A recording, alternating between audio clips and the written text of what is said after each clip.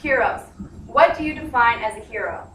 Maybe it's the people who protect our nation overseas, a parent, a teacher, or maybe the people who walk among us and protect others in times of crisis. On December 16, 2006, our family was on the way to a Christmas party. What we thought was a deer in a road turned out to be this young lady, Chelsea Dimmitt. Chelsea Dimmitt was struck by a car. Upon approaching the scene, my dad performed immediate CPR. Unfortunately, she was not able to survive the trauma, but we were able to harvest her organs due to the fact my dad did perform CPR. At that moment in time, our family could have been turned upside down if it wasn't for the Good Samaritan law. In times of crisis, people want someone to blame when a loved one is injured or dies, and that person could have easily been my father. Today, I'm going to walk you through the problem of not having a consistent Good Samaritan law across the United States, what causes people to not want the law, and a solution to the problem. First, let's address the problem. An article by Sullivan in 1982 states the 3 Samaritan laws that exist today in the United States. The first one being, in some states, it's considered a crime if you do not call or aid in an emergency. This young lady's name is Kitty, and she was from New York, Queens, New York. Kitty had been stabbed and raped for over half an hour. There were over 38 bystanders who saw the crime, but no one called for help, and that is when the first law went into action. The second law is that the Good Samaritan law will protect any person who tries to help if they do not expect money or reward in return, and that law exists in Nebraska. And the last law, which was established and talked about by Penny Simpson in 2004, is only if you do not have a medical license will the Good Samaritan law protect you, and that's for Alabama, Arizona, and Colorado, to name a few. So those are just the different laws that exist, and as you can see, with different laws existing, people don't know the best time when to help because they don't want to run the risk of being sued. So why are there so many laws? Well, it's because people don't agree on what the law should be. Some people believe the law in general is unnecessary. An article by Time, Pain, and Gainey in 2010 stated that people see that not helping is socially unacceptable. Therefore, they will help in any crisis. Although this may be true, people still have to worry about the fact that they could be sued even if they want to help in a crisis. There's also the theory of the golden rule. Do unto others what you want them to do unto you. But again, we live in an economy where we don't know who could sue and who might not. Another point of view is it goes against America. According to another article by Time, Pain, and Gainey in 2010, they say it's unconstitutional for the government to decide when a person should help and what behavior should be used in a time of crisis.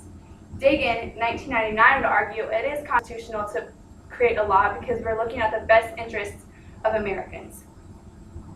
So the hardest part is coming up with a solution, and I propose that we should create awareness and focus on the group that could make this law become reality.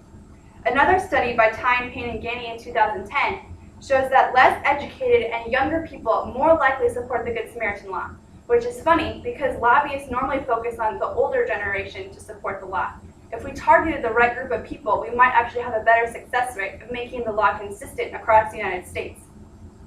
So what would happen if we didn't have the Good Samaritan law? Well, people could be sued for anything. My dad could be sued for giving improper CPR. He could be sued for the girl dying because it could have been his fault.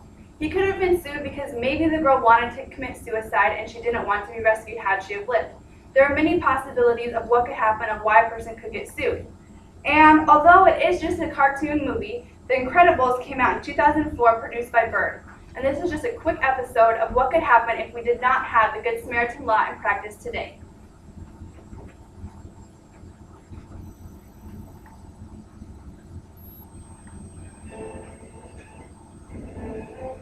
In a stunning turn of events, a superhero is being sued for saving someone who apparently didn't want to be saved. The plaintiff, Oliver Sansweet, who was foiled in his attempted suicide by Mr. Incredible, has filed suit against the famed superhero in Superior Court. Mr. Sansweet didn't ask to be saved. Mr. Sansweet didn't want to be saved. And the injury received from Mr. Incredible's actions, the wrong Protestant daily climate. I saved your life. Yeah, saved my life. You're all right then. That's just it. Listen, I'm quiet. I don't know if people's comment this time.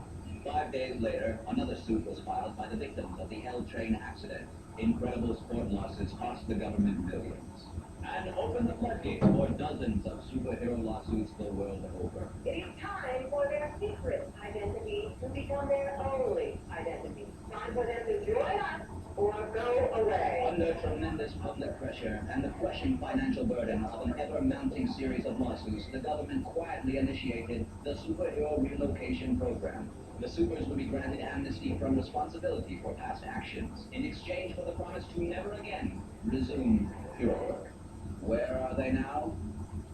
They are living among us, average citizens, average heroes, quietly and anonymously continuing to make the world a better place.